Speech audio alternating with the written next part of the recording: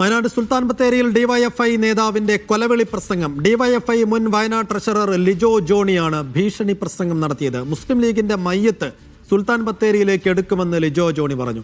CPM പ്രവർത്തകരുടെ മേൽ കുതിര കയറാൻ വന്നാൽ മയ്യത്ത് കട്ടിലിന് കാല് പിടിക്കാൻ ആളെ ഏർപ്പാടാക്കേണ്ടി വരുമെന്നും ഭീഷണി. ഈ ബത്തേരിയിലെ CPM പ്രവർത്തകർ അടിച്ചോടിച്ചിട്ടുള്ളത് അതുകൊണ്ട് തൃപ്തിയായിട്ടില്ല. വീണ്ടും ചൊറിയാൻ വന്നിരിക്കുക 3-ാം മൈലില്. ഇതിവിടെ അവസാനിപ്പിച്ചോണം.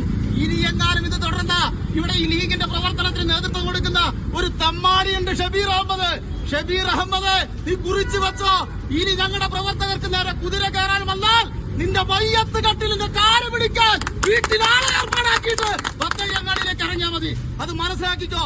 അതുകൊണ്ട് ഇതിവിടെ അവസാനിപ്പിച്ചാന്നുള്ളത്. അതല്ലെങ്കിൽ ശക്തമായിട്ട് ഞങ്ങൾ തിരിച്ചടിക്കും.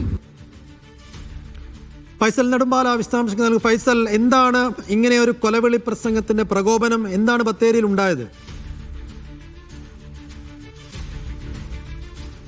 സൈഫു, കഴിഞ്ഞ തദ്ദേശ സ്വയംഭരണ തെരഞ്ഞെടുപ്പിൽ ബത്തേരി നഗരസഭ CPM-ൽ നിന്നും UDF പിടിച്ചെടുക്കുന്ന ഒരു കാഴ്ചയാണ് ഉണ്ടായത്. അതിനുശേഷം UDF 3-ാം മൈൽ എന്ന് പറയുന്ന വാർഡിൽ നടത്തിയ തിരഞ്ഞെടുപ്പ് വിജയാഹ്ലാദ പ്രകടനത്തിനിടെ ഒരു CPM നേതാവിന്റെ മുറ്റത്തേക്ക് പടക്കം പൊട്ടിച്ചു എന്ന് ആരോപിച്ചുകൊണ്ടാണ് ഈ പ്രശ്നങ്ങൾക്കൊക്കെ തന്നെ തുടക്കം കുറിക്കുന്നത്. അന്ന് വൈകുന്നേരം CPM-ന്റെ പ്രവർത്തകരും UDF-ന്റെ പ്രവർത്തകരും തമ്മിൽ സംഘർഷം ഉണ്ടാവുകയും പലർക്കും പരിക്കേൽക്കുകയും ചെയ്തു. അതിനുശേഷം ഇവരൊക്കെ തന്നെ ജയിലിലായിരുന്നു, പലരും ജയിലിലായിരുന്നു. ആ ജയിലിൽ നിന്ന് ഇറങ്ങിയ ശേഷം CPM പ്രവർത്തകർ നടത്തിയ കൊലവിളി പ്രസംഗമാണ് ഇപ്പോൾ നമ്മൾ കേട്ടത്. ഡിവൈഎഫ്ഐയുടെ മുൻ ജില്ലാ ട്രഷറർ കൂടിയായിരിക്കുന്ന ലിജോ ജോണിയാണ് ഇത്തരത്തിൽ ഒരു കൊലവിളി പ്രസംഗവുമായി രംഗത്തെത്തിയിരിക്കുന്നത്. കൃത്യമായിക്കൊണ്ട് മുസ്ലിം ലീഗിന്റെ പേരെടുത്ത് പറഞ്ഞുകൊണ്ട് ഇനി CPM പ്രവർത്തകരുടെ മേൽ കുതിര കയറാൻ വന്നിട്ടുണ്ടെങ്കിൽ മയ്യത്ത് കട്ടിൽ പിടിക്കാൻ വീട്ടിൽ ആളെ നിർത്തിയിട്ട് വേണം എന്നതടക്കമുള്ള കാര്യങ്ങൾ ഉന്നയിച്ചുകൊണ്ട് രൂക്ഷമായിട്ടുള്ള ഒരു പ്രസംഗമാണ് ഇപ്പോൾ നമ്മൾ കേട്ടത്. അത് മാത്രമല്ല, ഇനിയും CPM-ന് നേരെ വരികയാണെങ്കിൽ മുസ്ലിം ലീഗിന്റെ